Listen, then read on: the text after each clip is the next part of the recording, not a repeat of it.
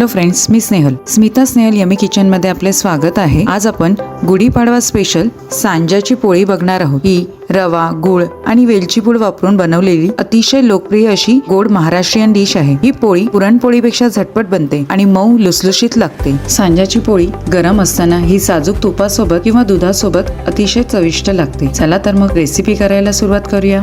इथे 1.5 वाटी मी गव्हाचं पीठ घेतलेलं आहे चाळून, त्याच्यामध्ये थोडं चवीप्रमाणे मीठ घालून घ्यायचं आहे आपल्याला। आणि हे पीठ जे आहे ते मऊसर असं आपल्याला मळून घ्यायचं आहे। थोडं थोडं पाणी घालून असं व्यवस्थित मळून घ्यायचं आपण हे पीठ। पुरणपोळीला जे आपण पीठ मळतो त्याच्यापेक्षा थोडंसं घट्टसर मळायचं। पुरणपोळीला आपण एकदम पातळ पीठ मळतो तसं नाही, असं थोडंसं पाणी घालून अंदाज घेत आपण हे पीठ मळून घ्यायचं आहे व्यवस्थित। आता आपलं पीठ छान असं मळून झालेलं आहे, मऊसर असं।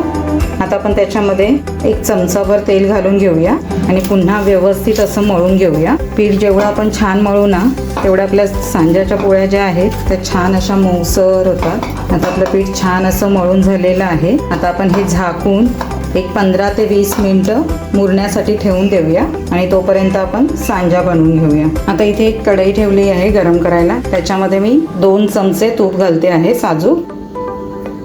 आता तूप व्यवस्थित गरम झालं आहे, त्याच्यामध्ये मी हे सेम ज्या वाटीने आपण पीठ घेतलं त्याच वाटीने मी 1 वाटी बारीक रवा घेतलेला आहे। तुमच्याकडे जाड रवा असेल तो वापरला तरी सुद्धा चालू शकतो। आता हा जो रवा आहे तो व्यवस्थित असा बारीक गॅसवरती खमंग असा भाजून घ्यायचा आहे आपल्याला, जेणेकरून जो रवा आहे तो छान असा फुलला जातो आणि आपण जी पोळी बनवतो ती तोंडात घालताच विरघळली जाते। आता इथे आपला रवा भाजतो आहे, तोपर्यंत आपण गुळाचं पाणी करून घेऊया। इथे मी एका टोपामध्ये सेम त्याच वाटीने 1 वाटी गूळ घेतलेला आहे। 1 वाटी गुळासाठी आपण 2 वाटी पाणी घालणार आहोत। इथे मी बारीक रवा वापरलेला आहे, याच्यासाठी 2 वाटी पाणी वापरलं आहे। तुम्ही जर जाड रवा वापरणार असाल तर 2.5 वाटी पाणी लागतं। फक्त गूळ विरघळेपर्यंतच आपल्याला हे उकळवून घ्यायचं आहे। साईड बाय साईड आपण रवा सुद्धा भाजून घ्यायचा आहे। आता रव्यामध्ये पुन्हा आपण 1 चमचाभर तूप घालून घ्यायचं आहे। या सांज्यासाठी आपल्याला जास्त तुपाचं प्रमाण घ्यायचं नाही आहे। छान असा रवा फुलेपर्यंत व्यवस्थित असा बारीक गॅसवरती भाजून घ्यायचं आहे आपल्याला। आता इथे गूळ व्यवस्थित विरघळलेला आहे, त्या गुळाच्या पाण्यामध्ये आपण अर्धा चमचा वेलची पावडर घालून घ्यायची आहे आणि अर्धा चमचा बडीशेपची पूड घालून घ्यायची आहे।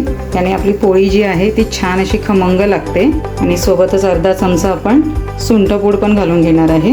आता गूळ जो आहे तो व्यवस्थित विरघळलेला आहे। आता आपण गॅस बंद करून घेऊया। आता इथे आपला रवा पण छान असा भाजून झालेला आहे, छान असा खमंग वास सुटलेला आहे। गॅस आपला बारीकच आहे। आता आपण थोडं गुळाचं पाणी जे आहे ते या रव्यामध्ये घालायचं आहे। सर्व एकदम घालायचं नाही, थोडं घालून घ्यायचं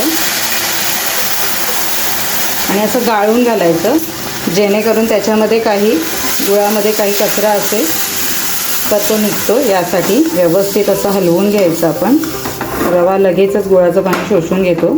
आता आपण राहिलेलं पाणी सुद्धा याच्यामध्ये ॲड करून घेऊया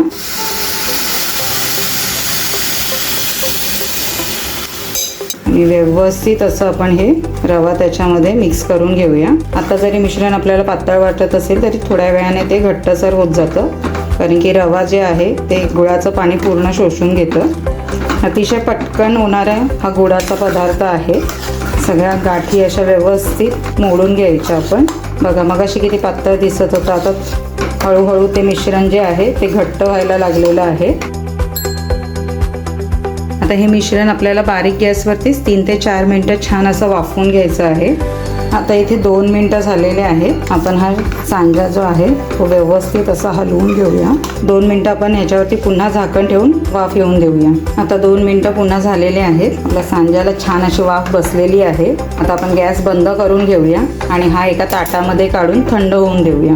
आता हा सांजा छान असा थंड होऊन द्यायचा। सांजा थंड झाल्यानंतरलाच आपल्याला पोळ्या लाटायच्या आहे। आता इथे आपला सांजा जो आहे तो थंड झालेला आहे, तो व्यवस्थित असा मळून घेऊया आपण, म्हणजे एखाद दुसरी गुठळी जर रव्याची राहिली असेल तर ती मोडून निघते। यासाठी छान असा मळून घ्यायचा। अतिशय छान असा आपला हा मऊसर शिरा झालेला आहे, बघू शकता तुम्ही। छान असा मळून घेतलेला आहे, कुठल्या गुठळ्या वगैरे त्यात राहिलेल्या नाहीये। आता इथे मळून ठेवलेलं जे पीठ होतं ते पण छान असं मुरलं आहे। त्याच्यामध्ये पुन्हा आपण 1 चमचाभर तेल घालून घेऊया आणि पुन्हा व्यवस्थित एक मळून घेऊया. आता हे व्यवस्थित मळून झालेलं आहे. आपण त्याचा एक छोटासा गोळा करून घेऊया. इथे मी लिंबा एवढा गोळा घेतलेला आहे. व्यवस्थित त्याला असं सुक्कं पीठ लावून घ्यायचं, जेणेकरून ते आपल्या हाताला चिकटणार नाही. आणि त्याची अशी वाटी करून घ्यायची, मध्ये जाडसर ठेवायची आणि बाजूने अशी पातळ करून घ्यायची. हाताला जर पीठ चिकटत असेल तर पुन्हा सुक्या पिठामध्ये अंगठा बुडवून व्यवस्थित अशी ही खोलगट वाटी करून घ्यायची. आणि आपण जे शिरा बनवलेला होता, आपण जो गोळा घेतलेला कणकेचा, त्याच्यापेक्षा दुप्पट साईजचा आपण इथे हा सांज्याचा गोळा घेतलेला आहे. तो यामध्ये घालून आपण जसं पुरण भरतो कणकेमध्ये तसंच भरून ही वाटी बंद करून घ्यायची व्यवस्थित अशी.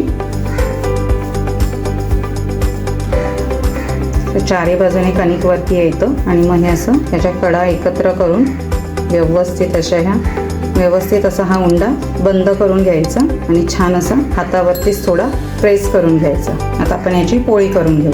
आता हा जो उंडा आहे आपण सुक्या पिठामध्ये असा घोळवून घ्यायचा व्यवस्थित आणि अलगद हाताने असा प्रेस करून घ्यायचा, जेणेकरून आपण जे सारण घातलेलं आहे ते कडेपर्यंत सगळ्या बाजूला पसरतं. डायरेक्ट लाटायचा नाही, अशा पद्धतीने. आता आपण याची पोळी लाटून घेऊया. अगदी अलगद हाताने लाटून घ्यायची. लागेल तसं थोडं थोडं सुक्कं पीठ लावायचं आणि व्यवस्थित अशी आपण ही पोळी लाटून घेऊया. अगदी छान कडेपर्यंत सारण आपल्या या पोळीमध्ये पसरलेलं आहे. अशी छान अशी पातळसर आपण ही पोळी लाटून घेतलेली आहे. तर जशी आपली पुरणाची पोळी असते तशी आपण लाटून घेतलेली आहे. आता आपण ही भाजून घेऊया. आता तवा गरम झालेला आहे, त्यामध्ये आपण ही पोळी घालून घेऊया. आता थोडेसे बुडबुडे आले, आपण ती पलटून घेऊया.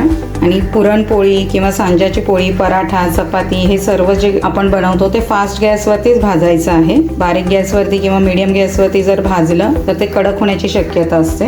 यासाठी आपली पोळी किती छान फुगायला लागली आहे बघा तुम्ही.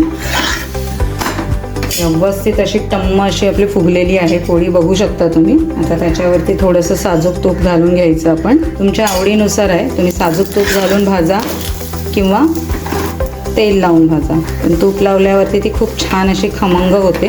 किती सुंदर अशी गुबगुबीत फुगलेली आहे आपली पोळी. लगेचच भाजून होते ही पोळी. आता आपण ही काढून घेऊया.